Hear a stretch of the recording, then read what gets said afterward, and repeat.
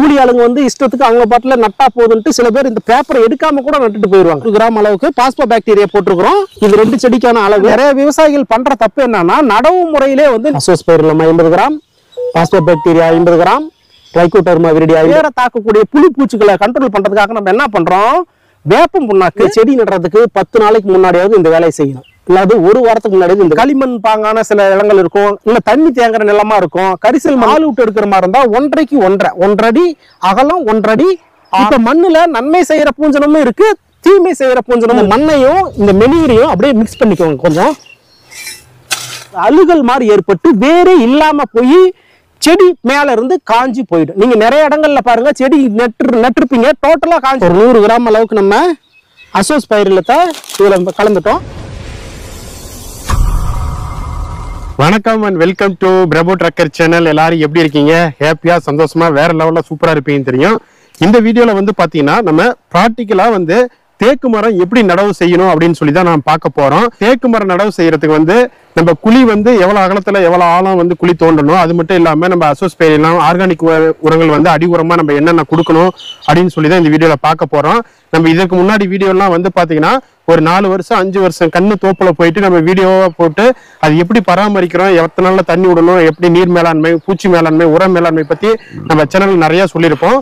ஆனா இந்த வீடியோல வந்து பாத்தீங்கன்னா நம்ம பிராக்டிக்கலா வந்து பாத்தீங்கன்னா நம்ம தேக்கு மரம் நடவு செய்யறது எப்படின்னு பார்க்க போறோம். இதே ப்ரொசீஜர் தான் வந்து பாத்தீங்கன்னா எல்லா மரத்துக்கும் நம்ம வரப்போகுது. அதனால வந்து பாத்தீங்கன்னா நம்ம ஈசா நர்சரி மையத்திலிருந்து நாமக்கல் மாவட்ட ஒருங்கிணைப்பாளர் திரு ராஜா அக்ரி அவர்கள் வந்து வந்திருக்காங்க. அவர்கிட்ட வந்து பாத்தீங்கன்னா நம்ம இந்த தேக்கு மரம் வந்து எப்படி நடவு செய்யணும் அப்படின்னு சொல்லி தான் நிறைய விஷயங்கள் அவர்கிட்ட கேட்டு தெரிஞ்சுக்கலாம். அது மட்டும் இல்லைங்க, இன்னொரு விஷயம் என்னன்னா, இந்த தேக்கு மரம் வந்து பாத்தீங்கன்னா நம்ம நாமக்கல் மாவட்டத்தில் இருக்கிற ஈசா நாற்று பண்ணையில தான் நம்ம வாங்கினோம். ஒரு செடி வந்து 3 ரூபாய்க்கு சொல்லி வாங்கியிருக்கோம். அனைவருக்கும் வணக்கம். என்னோட பேர் ராஜா, உங்களுக்கு தெரியும் நினைக்கிறேன். இதுக்கு முன்னாடி நம்ம வந்து மரங்களை பத்தி நிறைய வீடியோஸ் போட்டிருக்கோம். அதாவது தேக்கு மரம் வளர்ப்புல இருந்து அதை வந்து பராமரிக்கிறதுல இருந்து பூச்சி நோயிலிருந்து எல்லா விளக்கமுமே நம்ம வந்து சொல்லியிருக்கோம். ஆனா நிறைய விவசாயிகள் பண்ற தப்பு என்னன்னா, நடவு முறையிலே வந்து நீங்க வந்து ஒரு மிஸ்டேக் பண்ணிடுறீங்க. எப்படின்னா, சரியான நடவு முறை இல்லை அப்படின்னா அதுல வந்து சர்வைவல்னு சொல்லுவோம், அதாவது வளர்ச்சி விகிதம் வந்து கண்டிப்பா நமக்கு குறையும். ஸோ ப்ராப்பரா ஒரு செடி எப்படி நடலாம், சரிங்களா? அதாவது தாய்மண் உடையாம பாக்கிட்ட வந்து ப்ராப்பரா கிழிச்சு தாய்மண் உடையாம நடணும். 2வது வந்து நீங்க செடி எடுத்துட்டு வந்து நடுறதுக்கு லேட் ஆகுதுன்னா ப்ராப்பரா அது ஒரு இடங்கள்ல அடுக்கி வச்சு அதுக்கான தண்ணி டெய்லியுமே கொடுக்கணும். அந்த மாதிரி இருந்து நீங்க நடவு பண்றப்ப இதுல இன்னொரு மிஸ்டேக் என்னன்னு கேட்டீங்கன்னா, சில தொழில்நுட்பங்களை வந்து நம்ம கையாளணும். நடவு முறையில வந்து நீங்க எல்லா பயிர்கள் நடவு முறையிலுமே வந்து பார்த்தோம்னா நம்ம அடி உரமா சில குப்பைகள் கொடுப்போம், வேப்பம் புண்ணாக்கு கொடுப்போம், சில பேர் ரசாயன முறையா இருந்தா டிஏபி இந்த மாதிரிலாம் கொடுப்பீங்க. ஸோ நம்ம மரங்கள் நடவு முறையில சில தொழில்நுட்ப வழிமுறைகள் இருக்கு. அதை வந்து நடுறப்ப அடி உரமா என்னென்ன உரங்கள் போட்டு நடலாம், தாய்மண் உடையாம கவரை கிழிச்சு எப்படி தாய்மண் உடையாம ப்ராப்பரா நடலாம், மேமண்ணை உள்ள போட்டுட்டு அதுக்கப்புறம் வந்து நம்ம இந்த ஆர்கானிக் மெனியூஸ் எல்லாம் வந்து மிக்ஸ் பண்ணி அடி உரமா போட்டு நடுறப்ப இதோட வளர்ச்சி விகிதம் வந்து நமக்கு கண்டிப்பா வந்து 90% வந்து உறுதியா நம்மளால இது வந்து வளர்க்க முடியும். ஸோ இந்த மெத்தேடை யாரும் ஃபாலோ பண்ணாததுனால என்ன ஆகுதுன்னா, ஆரம்ப காலங்கள்லேயே வந்து நடவு பண்ணா கொஞ்ச நாள்லயே 10 நாள்லயோ 15 நாள்லயோ அல்லது 1 மாசங்கள்லயே வந்து என்ன ஆகுதா, நிறைய செடிகள் காஞ்சி போயிருது. அதுக்கு ப்ராப்பரான நடவு முறை இல்லாததான் காரணம், சரிங்களா?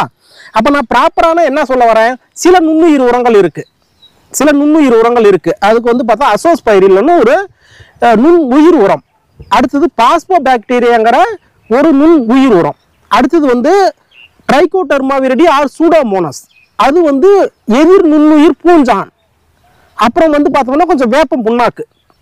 ஸோ இதையெல்லாம் நம்ம வந்து நம்ம அடி உரமா போட்டு நடுறப்ப என்ன ஆகும் அப்படின்னு கேட்டிங்கன்னா, நமக்கு மண்ணில் செயல்பட முடியாத இருக்கிற சத்துக்களை எடுத்து கொடுக்குற வேலையை வந்து அது விரைவாக செய்யும்.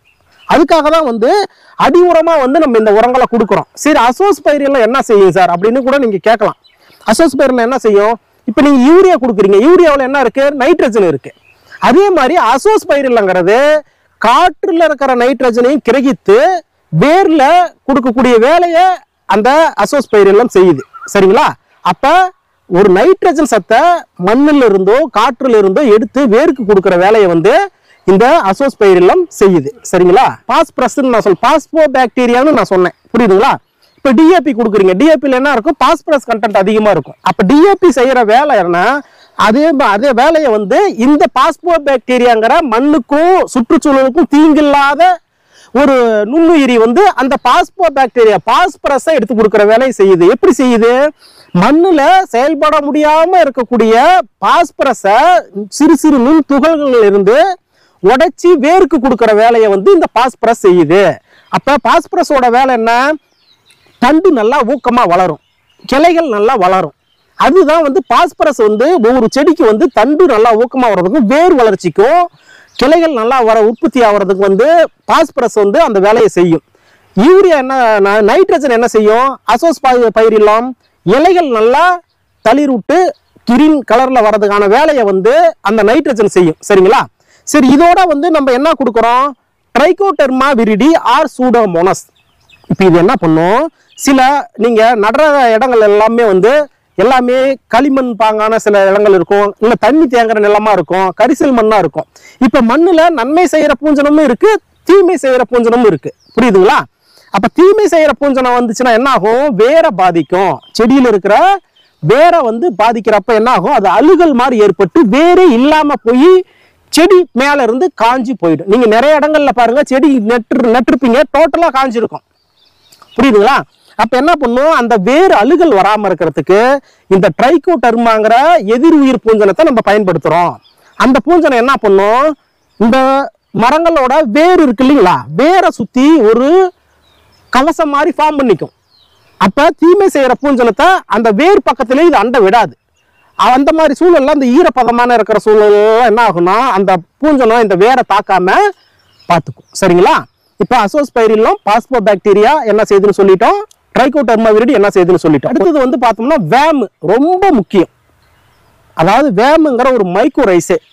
இந்த வேம் என்ன பண்ணுன்னு பார்த்தீங்க அப்படின்னா, அதாவது இப்ப இயல்பாவே ஒரு செடிகள்ல வேர்கள் இருக்கும். வேம்ங்கிறது ஒரு ஆக்டினோமைசிட்ஸ், அதாவது ஃபங்கஸ், வைரஸ், பாக்டீரியா, இந்த மாதிரி மண்ணில் பல நுண்ணுயிரிகள் இருக்கு. ஃபங்கஸ், வைரஸ், பாக்டீரியா, ஆக்டினோமைசிட்ஸ், அதுவும் ஒரு நுண்ணுயிரி, மண்ணில் இருக்கக்கூடிய ஒரு உயிரி. அப்ப அந்த உயிரினங்களால் ஆனதுதான் வந்து அந்த வேம்ங்கிற மைக்ரோரைசே. அது என்ன பண்ணுன்னு கேட்டீங்கன்னா, இந்த நம்ம அடியுரமா போட்டு அதை நடும்போது என்ன ஆகும்னு பாத்தீங்கன்னா, அந்த வேம் என்ன பண்ணும்? ஒரு 15 நாள் டைம் எடுத்துக்கும் அது செயல்படுறதுக்கு. 15 நாள் டைம் எடுத்துக்கும். ஆனா அதுக்கப்புறம் போயிட்டு என்ன பண்ணும்? இந்த ரூட்ல பிரைமரி ரூட், செகண்டரி ரூட் இருக்கும், ஆரம்ப நிலை, எண்டு நிலை இருக்கும். அப்ப என்ன பண்ணும்னா இந்த வேம் அது அப்படியே போயிட்டு இந்த ஆரம்ப நிலை ரூட்ல வந்து உட்காந்துக்கும். வேம் உட்காந்துக்கிட்டு மிக நுண்ணிய துகள்கள்ல ரூட்டை ஃபார்ம் பண்ணும். வேம் வந்து ரூட்டை ஃபார்ம் பண்ணும். அந்த ரூட் வந்து நம்ம கண்ணுக்கு தெரியாது. இந்த வேரை விட வேகமாக மண்ணில் இருக்கக்கூடிய சத்துக்களை எடுத்து செடிக்கு கொடுக்குற வேலையை செய்யும். அதனாலதான் வந்து பாத்தீங்கன்னா நீங்க நெல் வயல்கள்ல இதெல்லாம் வந்து வேம் பயன்படுத்துவாங்க. அதிக தூர்கள் வெடிக்கணும் அப்படிங்கிறதுக்காக, அதிக தூர் கட்டி வரணுங்கிறதுக்காக வேம் எல்லாம் நிறைய பயன்படுத்துவாங்க. ஸோ வேம் வந்து ரொம்ப ரொம்ப முக்கியம். நீங்க பயிர்களில் எந்த செடி நடவு பண்ணாலும் நான் சொன்ன இந்த நுண்ணுயிரி உரங்கள் எல்லாத்தையும் நீங்க மிக்ஸ் பண்ணி நடுறப்ப கண்டிப்பா வளர்ச்சி விகிதம் வந்து அதிகமா இருக்கும். சரிங்களா? இதுக்கப்புறம் நீங்க வேர்ப்புழு, வேர் கரையான்னு சில இடங்கள்ல சொல்லுவாங்க, வெட்டு கரையான்னு சொல்லுவாங்க. என்ன ஆகும்னா மண்ணில் இருக்கிற அந்த வேர்ல புழு இப்போ என்ன பண்ணுவோம்? வேரை வந்து டேமேஜ் பண்ண ஆரம்பிக்கும். வேரை டேமேஜ் பண்றப்ப என்ன ஆகும்? வேறு டேமேஜ் ஆனாலே உங்களுக்கு அடி பேஸ் மட்டம் வீக்கா இருந்தா பில்டிங் ஸ்ட்ராங் அப்படின்னு ஒரு இது போல இருக்குங்க. அதனால வேறு டேமேஜ் ஆனாலே உங்களுக்கு டோட்டலா காய ஆரம்பிக்கும்.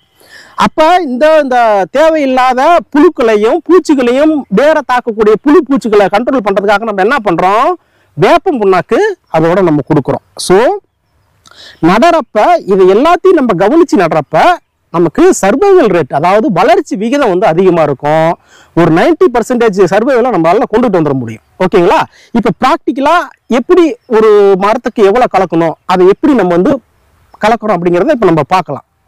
ஓகே, இப்போ நம்ம வந்து நான் முன்னாடியே சொல்லியிருந்தேன் அதை எப்படி வந்து அந்த மெனியூர் ப்ரிப்பேர் பண்ணுறது அப்படின்ட்டு. இப்போ பாருங்க, இது வந்து அசோஸ்பைரில்லம் நான் சொல்லியிருந்தேன் இல்லைங்களா, நைட்ரஜனை காற்றுலையோ மண்ணில் இருக்கிற நைட்ரஜனை கிரகிச்சு வேருக்கு கொடுக்குற வேலையை இந்த அசோஸ்பைரில்லம் செய்யும். இது வந்து பார்த்தீங்க அப்படின்னா இது வந்து பாஸ்போபாக்டீரியா நான் சொன்னேன்னா இல்லைங்களா, பாஸ்பரஸை மண்ணில் சிறு சிறு துகள்களாக இருக்கிற பாஸ்பரஸை உடைச்சி வேருக்கு கொடுக்குற வேலையை இந்த பாஸ்போபாக்டீரியா செய்யும். பார்த்தீங்கன்னா அடுத்தது வந்து பார்த்தீங்கன்னா ட்ரைகோடெர்மா விரிடி. இது வந்து என்ன செய்யணும் பார்த்தீங்க அப்படின்னா நான் முன்னாடி சொல்லியிருந்தேன், வேறு அழுகல் வரக்கூடிய பூஞ்சனத்தை, தீமை செய்யற பூஞ்சனத்தை கண்ட்ரோல் பண்ற வேலை இந்த ட்ரைகோடர்மா விரிடி செய்யும். பாத்தீங்கன்னா அடுத்தது வந்து பாத்தீங்கன்னா வேம். பாத்துக்கோங்க, வேம் வந்து பாத்தீங்க வெசிகுலர் அர்பஸ்குலர் மைக்கோரைசே. இது வந்து என்ன பண்ணும், நான் முன்னாடி சொன்ன மாதிரி ஒரு நுண்ணிய ரூட்டை ஃபார்ம் பண்ணி வேகமா செடிக்கு தேவையான சத்துக்கள் எடுத்து கொடுக்குற வேலையை இந்த மைக்ரோரைஸு, வேமுங்கிற மைக்ரோரைஸு செய்யும். சரிங்களா? இது எப்படி நம்ம இப்போ கலக்கலாம்? சரிங்களா? இப்போ குப்பை எடுத்துக்கோங்க.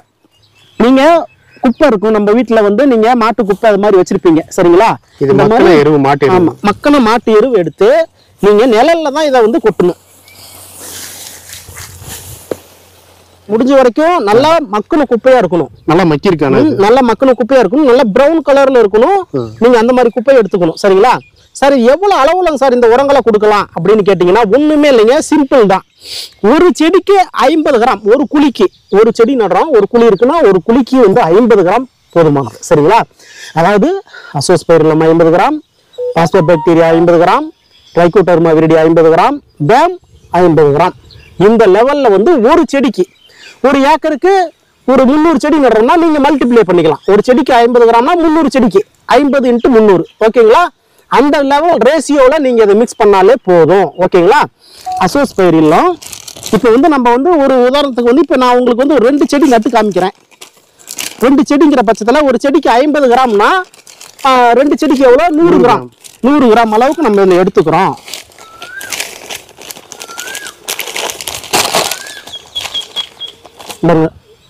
இப்படி நல்லா பரவலா போட்டுக்கணும்.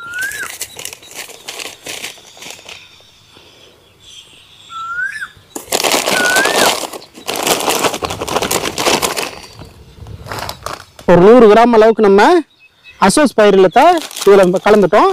அடுத்தது வந்து பார்த்தீங்க அப்படின்னா பாஸ்போபாக்டீரியா. இது வந்து ஒரு செடிக்கு வந்து 50 கிராம். இப்போ வந்து நம்ம எவ்வளோ 2 செடிக்கு நம்ம வந்து இப்போ கொடுக்க போகிறோம்.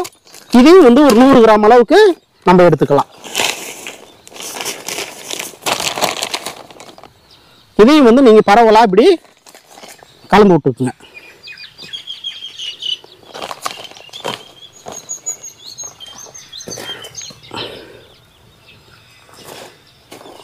கிராம் அளவுக்கு பாஸ்போபாக்டீரியா போட்டிருக்கிறோம். இது 2 செடிக்கான அளவு. அடுத்தது வந்து பார்த்தீங்கன்னா வேம். வேம் வந்து எவ்வளோ சொன்னோம்? இதுவும் ஒரு செடிக்கு 50 கிராம் சொல்லியிருக்கோம். இதையும் வந்து இப்போ நம்ம 2 செடி அளவுக்கு ஒரு 100 கிராம் அளவுக்கு நம்ம எடுத்துக்கலாம். இது பாருங்க, வேம் கலந்துக்கணும்.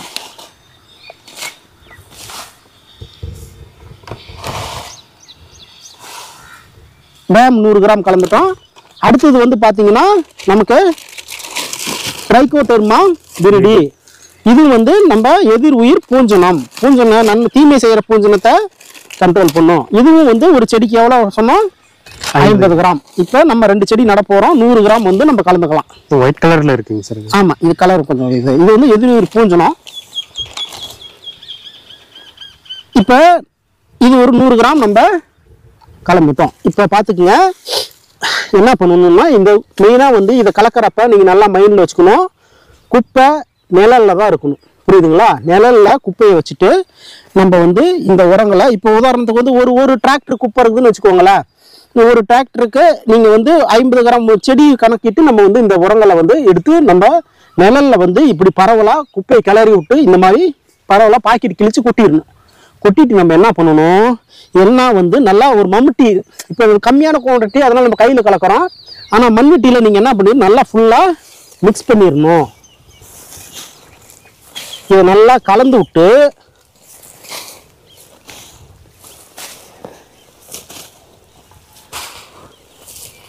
இந்த மாதிரி நல்லா மிக்ஸ் பண்ணிடணும். இது எல்லாத்தையுமே வந்து இப்போ நம்ம மிக்ஸ் பண்ணிட்டோம். குறிப்பாக வந்து நீங்கள் மரம் நடவு பண்ணுறவங்களுக்கு நான் குறிப்பாக சொல்கிறேன், இதை வந்து குறைஞ்சது நீங்கள் செடி நடுறதுக்கு 10 நாளைக்கு முன்னாடியாவது இந்த வேலையை செய்யணும், இல்லாது 1 வாரத்துக்கு முன்னாடியாவது இந்த வேலையை செய்யணும். ஸோ இது எல்லாமே பாக்டீரியாஸ், இதெல்லாம் மல்டிப்ளை ஆகும். அப்போ இந்த குப்பைகள், இந்த மக்கின குப்பைகளில் இந்த பாக்டீரியா வந்து பெருகும். சரிங்களா? அப்போ நீங்கள் ஒரு நிழல்ல செடி நடுறதுக்கு 1 வாரத்துக்கு முன்னாடியே இந்த மாதிரி குப்பையை ரெடி பண்ணி நான் சொன்ன இந்த அசோசு, பாஸ்போ, சூடோ, விரிடி, வேம் இது எல்லாத்தையும் மிக்ஸ் பண்ணி கொஞ்சம் தண்ணி தெளித்து நிழல்ல ஒரு மேலே ஒரு ஈர சாக்கோ அல்லது தென்னை மட்டையோ போட்டு மூடி வச்சிருங்க.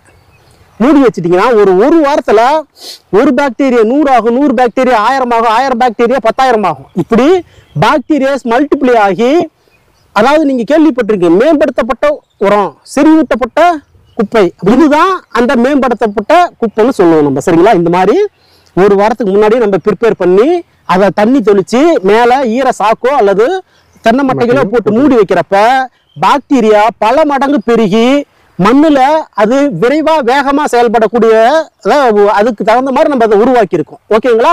இது எப்படி ப்ரிப்பேர் பண்றதுன்னு நான் சொல்லிட்டேன். சரிங்களா? இப்ப நம்ம எப்படி செடி நட போறோம், இதை எந்த அளவு நம்ம போட்டு அதை எப்படி ப்ராப்பரா பாக்கெட்டை கிழிச்சு எப்படி நடவு பண்றோங்கிறத பார்க்கலாம்.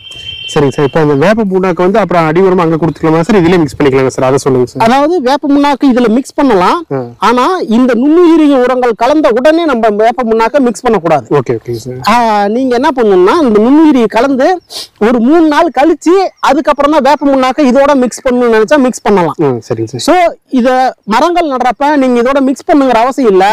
செடி இதெல்லாம் போட்டுட்டு செடி வைக்கிறப்ப ஒரு 100 கிராம் அளவுக்கு வேப்ப புண்ணாக்கு போட்டுட்டு வச்சுட்டாலே போதுமானது. ஒரு செடிக்கு ஒரு 100 கிராம் அளவு, 100 கிராம் அளவு அடியில போட்டு அதுக்கப்புறம் இந்த எருவு போட்டுக்கலாம். இல்ல, ஃபர்ஸ்ட் எருவை போட்டு மண்ணோட மண்ணா மிக்ஸ் பண்ணி எருவை தள்ளிட்டு செடி பாக்கெட் கிழிச்சு வைக்கிறோம் இல்லைங்களா, வைக்கிறப்ப ஒரு 100 கிராம் வேப்ப புண்ணாக்கு கையில அள்ளி அப்படியே தூவி விட்டுட்டு அப்படியே செடி வச்சிடலாம் நீங்க. சரிங்களா? அதை நான் இப்ப உங்களுக்கு நான் செஞ்சு காமிக்கிறேன். சரிங்க சார். ஓகே. இப்ப நம்ம வந்து எப்படி வந்து உரங்களை ரெடி பண்றோம், எப்படி ரெடி பண்ணணும், என்னென்ன அதுல நியூட்ரிஷன் கலக்கணும் அப்படின்ட்டு நம்ம பார்த்தோம். இப்போ வந்து செடி நடுறதுக்கு அட்லீஸ்ட் வந்து நீங்க குழி வந்து ஒரு வாரத்துக்கு முன்னாடியே குழி எடுத்துக்கிறது நல்லது. சரிங்களா? குழியை ஆற போடணும்னு சொல்லுவாங்க. அப்ப ஒரு வாரத்துக்கு முன்னாடி நீங்க குழி எடுத்துக்கணும். ஸோ எப்படி எந்த அளவுல எந்த சைஸ்ல சார் குழி எடுக்கணும் அப்படின்னு கேட்டீங்கன்னா, மினிமம் வந்து நீங்க ஆள் விட்டு எடுக்கிற மாதிரி இருந்தா 1.5க்கு 1.5 அடி அகலம், 1 அடி ஆழம் அப்படிங்கிற மாதிரி நீங்க குழி எடுத்துக்கலாம். சப்போஸ் நான் ஜேசிபி வச்சிருக்கேன் சார், ஜேசிபியில் குழி எடுக்கிறதா இருந்தால் எப்படி எடுக்கலாம்னு கேட்டிங்கன்னா, நீங்கள் மேமண்ணை ஒரு பக்கெட் எடுத்து தனியாக போட்டுட்டு அதுக்கப்புறம் இன்னொரு பக்கெட் எடுத்து லூஸ் பண்ணி விட்டுறலாம். சரிங்களா? அது ஒரு ஜேசிபியில் எடுக்கிறது உங்களுக்கு சின்ன பக்கெட் போட்டு எடுத்தீங்கனாலே போதும். சில பேர் ஆக்கர் வச்சு நம்ம வந்து ஆக்கர் மிஷின் மாதிரி வச்சுருப்பாங்க.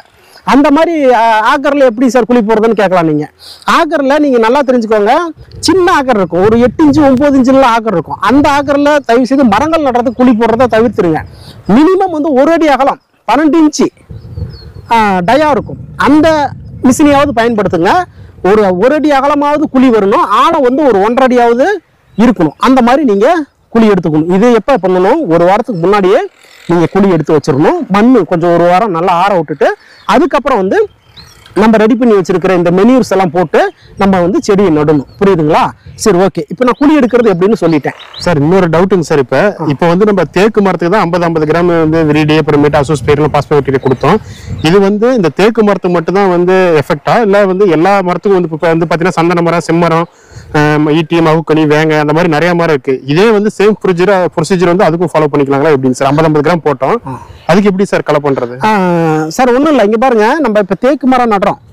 தேக்கு மரத்துக்கான இப்போ நான் ஒரு அளவெல்லாம் சொல்லியிருக்கேன். இது தேக்கு மரத்துக்கு மட்டுமல்ல, பொதுவாக எல்லா டிம்பர் மரங்களுக்குமே நீங்கள் சந்தனம், செம்மரம், ஈட்டி, வேங்க, மலைவேம்பு எல்லா மரங்களுக்குமே இதே ப்ரொசீஜர் தான். குழி எடுக்கிறதும் இதே ப்ரொசீஜர் தான், நீங்கள் உரத்தை மிக்ஸ் பண்ணுறதும் இதே ப்ரொசீஜர் தான்.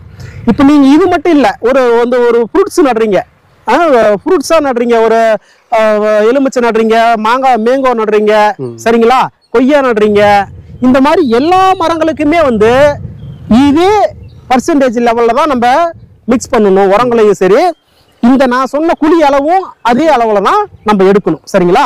அதாவது எல்லா பயிர்களுக்குமே நைட்ரஜன் தேவைப்படும், எல்லா பயிர்களுக்குமே பாஸ்பரஸ் தேவைப்படும், எல்லா பயிரிலையும் வேர் நோய் வரும், எல்லா பயிரிலையும் பூச்சி வரும். ஸோ இந்த மரப்பயிர்களை பொறுத்த வரைக்கும் பல மரங்களாக இருக்கட்டும் அல்லது டிம்பர் மரங்களாக இருக்கட்டும், இதுதான் நான் சொன்ன அளவு தான் ப்ரொசீஜர் போதுமானது. இதை நீங்கள் பண்ணினாலே நமக்கு இந்த மாதிரி வளர்ச்சி விகிதத்திலேயோ அல்லது பூச்சி நோயிலே இந்த பிரச்சனைகள் வராமல் நம்மளால பார்த்துக்க முடியும். இப்போ மெனியூர் எப்படி மிக்ஸ் பண்ணிட்டோம், அதை பார்த்துட்டோம். குழி எவ்வளோ எடுக்கணும், எவ்வளோ ஆழம் எடுக்கணும், அது எத்தனை நாளைக்கு முன்னாடி எடுக்கணும் அப்படிங்கிறதையும் பார்த்துட்டோம். ஓகேங்களா? இப்போ நம்ம செடி வந்து நடவு பண்ண போகிறோம். ஓகேங்களா? இதே ப்ராசஸ் எல்லா செடிக்குமே. இப்போ வந்து ஃபர்ஸ்ட் இப்போ பாருங்க, குழி எடுத்தாச்சு, 1.5 1.5 குழி எடுத்தாச்சு.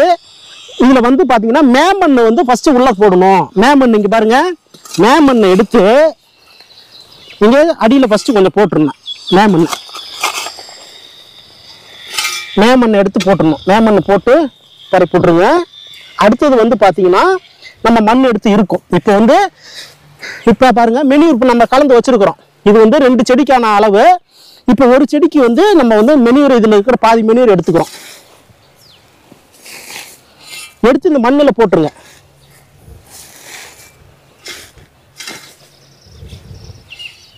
மண்ணை கொஞ்சம் கீழே போட்டுட்டோம். இப்போ மண்ணு கிடக்கு. இந்த மண்ணையும் இந்த மெனியூரையும் அப்படியே மிக்ஸ் பண்ணிக்கோங்க. கொஞ்சம் மண்ணையும் மெனியூரையும் இப்படி மிக்ஸ் பண்ணிட்டு என்ன பண்றோம்னா, இந்த மண்ணை இந்த மெனியூரோட மிக்ஸ் பண்ணதை எடுத்து உள்ள போடுறோம். மெனியூரோட மிக்ஸ் பண்ணதை எடுத்து உள்ள போடுறோம். உள்ள போட்டுட்டோங்களா? இப்போ பாருங்க, இப்போ நான் மெனியூரை மேல இருந்து மிக்ஸ் பண்ணி எல்லாம் எடுத்து உள்ள போட்டிருக்கிறேன். புரியுதுங்களா? இல்லை சார் இப்படி தான் மேலே தான் மிக்ஸ் பண்ணி போடணுமா, உள்ளே போடக்கூடாதான்னு கேட்டால், நீங்கள் உள்ளேயும் மண்ணை தள்ளி மெனியூரை போட்டு உள்ளே கூட நீங்கள் அந்த மிக்ஸ் பண்ணுற வேலையை உள்ளேயும் செய்யலாம். சரிங்களா? 1.5 அடி நம்ம குழி எடுத்துருக்குறோம். மண்ணை கொஞ்சம் அடியில் உள்ளே போட்டிருக்கிறோம். இப்போ பாருங்கள், ஒரு 1/2 அடி அளவுக்கு தான் நம்ம பல்ல விட்டுருக்குறோம். அந்த அளவுக்கு எடுத்த குழியை மீண்டும் மெனியூரோட மிக்ஸ் பண்ணி நம்ம உள்ளே போட்டிருக்கிறோம். ஓகேங்களா? இந்த அளவுக்கு வந்து நம்ம குழியை ஃபில் பண்ணிக்கணும். எல்லா குழியுமே ஒரு 1.5 அடி ஆழத்தில் எடுத்துட்டு 1 அடிக்கு வந்து நம்ம மண்ணை வந்து மெனியூரோட மிக்ஸ் பண்ணி உள்ளே போட்டுருணும். சரிங்களா? சில பேர் என்ன பண்ணுறீங்க, 1.5 அடி குழி எடுக்கிறோங்களா, அந்த 1.5 அடி ஆழத்துலேயே போயிட்டு மண்ணை செடி வச்சிடுறீங்க. அப்போ அந்த 1.5 அடி ஆழத்தில் அதே இடத்துல போய் நீங்கள் செடி வைக்கிறப்ப என்ன ஆகும்னு பார்த்தீங்கன்னா, அந்த இடம் மண் டைட்டாக இருக்கும். கீழே டைட்டாக இருக்கிறப்ப என்ன ஆகும், வேர் போகிறதுக்கு சிரமப்படும். அந்த இடத்துல வளர்ச்சி வந்து நமக்கு தடைப்படும். அப்போ மண்ணை லூஸ் பண்ணுறப்ப வேர் ஃப்ரீயாக போகும். புரியுதுங்களா? இதை நீங்கள் நல்லா மைண்டில் வச்சுக்கணும் நடுறப்ப. அதனால வேர் வந்து இளவேருங்கிறதுனால மண்ணை லூஸ் பண்ணி நடுறப்ப growth நமக்கு நல்லா இருக்கும். ஓகேங்களா? இப்போ பாருங்க, நம்ம வந்து எல்லாம் மிக்ஸ் பண்ணி மெனியூர் மிக்ஸ் பண்ணி உள்ளே போட்டாச்சு. சரிங்களா? இப்போ பாருங்க, இங்கே தான் மிஸ்டேக்கே இருக்குது. இது வந்து செடி. இது பாருங்க, செடியில் பார்த்தீங்கன்னா இந்த ஓரத்தில் ஒரு கார்னர் ஒரு கோடு இருக்கும். இந்த மாதிரி கத்தியோ அல்லது பிளேடு பயன்படுத்துங்க. சரிங்களா? இங்கே பாருங்க, இப்படி அறுத்து விட்டுருங்க.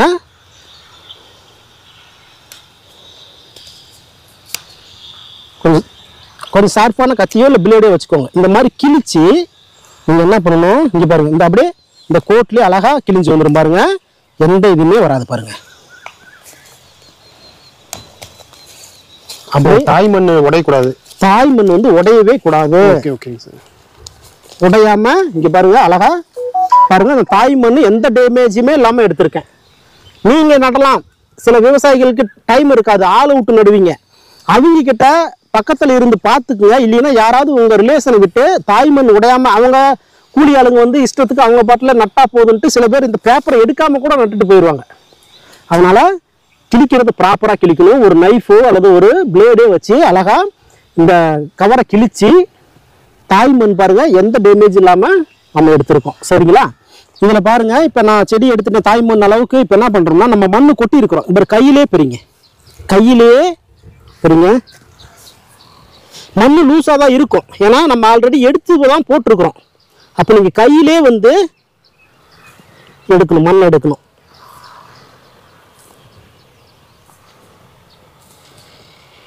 கையிலே இந்த தாய்மண் முழுகிற அளவுக்கு எடுத்தீங்கன்னா போதும். இப்படி தாய்மண் முழுகிற கையிலே எடுத்துட்டு, இப்போ நான் சொன்னலைங்களா முன்னா செடியில் வேப்ப முன்னாக்கு எப்படி கொடுக்கணுங்கிறத இப்போ பாருங்க. ஒரு கையளவு இல்லைனீங்கன்னா விலை ஒரு 100 கிராம் வந்துடும். ஓகேங்களா? 100 கிராம் வேப்ப முன்னாக்கு அப்படியே போட்டு விடுங்க. 100 கிராம் வேப்ப முன்னாக்கு போட்டுட்டு இப்போ வந்து செடி அழகா இப்படி வைக்கணும். செடி வந்து சாயாமல் சென்டராக இருக்கணும். செடியை வச்சுட்டு என்ன பண்ணுறீங்கன்னா, சென்டராக வச்சுட்டு இப்போ வந்து இந்த மண்ணை தள்ளுங்க.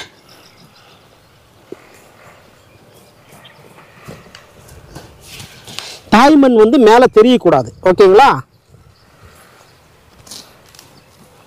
இப்படி மண்ணை தள்ளி இங்கே பாருங்க, செடியை வந்து இப்படி பிடிச்சிக்கோங்க. நேராக பிடிச்சிக்கணும். நேராக பிடிச்சிட்டு காலை வச்சு இப்படி அமுத்தி விடணும். சுற்றியும் காலை வச்சு இப்படி காற்று போகாத அளவுக்கு இப்படி காலை வச்சு நீங்கள் அமுத்தி விட்டுறணும். ஓகேங்களா? இந்த மாதிரி செடி நேராக இருக்கணும். இங்கே பார்த்துங்க, இன்னொன்று முக்கியமான விஷயம். நீங்கள் என்ன பண்ணிடுறீங்கன்னா, செடியை நட்டுட்டு ஃபுல்லாக தண்ணி விட்றோம் இல்லைங்களா, தண்டு நினைக்கிற அளவுக்கு தண்ணி கொடுக்குங்க. அப்படி தண்ணி கொடுக்கக்கூடாது. இப்போ பாருங்க, செடியை நட்டுட்டோம். இந்த மண்ணெல்லாம் எடுத்து இப்படி செடிக்கு பக்கத்தில் அப்படி மண் அணைச்சிடணும். தாய்மண் மேலே தெரியக்கூடாது. இப்போ வந்து நட்ட உடனே வந்து உயிர் தண்ணி கொடுக்கணும் நம்ம.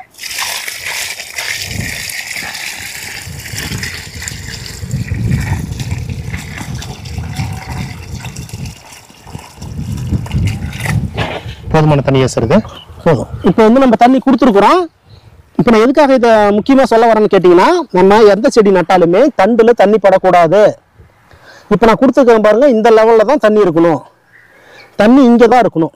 சரிங்களா? தண்டை ஒட்டி இந்த சரிசமமாக பண்ணிட்டு ஃபுல்லாக தண்டு நினைக்கிற அளவுக்கு தண்ணி கொடுக்கக்கூடாது. இந்த மாதிரி தண்ணி, உயிர் தண்ணி நீங்கள் கொடுக்குறப்ப தண்டில் தண்ணி படாத வரைக்கும் நமக்கு இந்த நோய் பிரச்சனை, இந்த வளர்ச்சியில் பிரச்சனையெல்லாம் நமக்கு வராது. சரிங்களா? இந்த ப்ரொசீஜரில் நீங்கள் மரத்தை நடுறப்ப கண்டிப்பாக உங்களுக்கு 90% சர்வைவல் நிச்சயமாக இருக்கும். சரிங்களா? இதுதான் மரம் நடுற வழிமுறைகள். இந்த மாதிரி சில தொழில்நுட்பத்தை நீங்கள் கையாண்டிங்கனாவே நம்ம வந்து சக்ஸஸ்ஃபுல்லாக இந்த மர விவசாயங்களையோ அல்லது பல மரங்கள் விவசாயத்தையோ நம்மளால் சிறப்பாக செஞ்சிட முடியும், சக்ஸஸ்ஃபுல்லாக கொண்டுட்டு வந்துட முடியும். இதை மட்டும் நீங்கள் ஃபாலோ பண்ணிங்கனாலே போதும். சப்போஸ் இதை மீறி உங்களுக்கு ஏதாவது சந்தேகம் இருக்குது, இந்த நடவு முறையில் இந்த உரங்கள் எனக்கு சரியாக புரியல, இந்த நோயை பற்றி எனக்கு சரியாக தெரியல, எனக்கு மறுபடியும் உங்களுக்கு ஏதாவது இதில் சந்தேகம் இருந்துச்சுன்னா என்னோட நம்பர் வந்து அவர் கொடுப்பாரு, டிஸ்கஷனில் கொடுப்பாரு, டிஸ்பிளேவில் கொடுப்பாரு. நீங்கள் கால் பண்ணுங்கள், நான் உங்களுக்கு சரியான விளக்கத்தை நான் சொல்கிறேன்.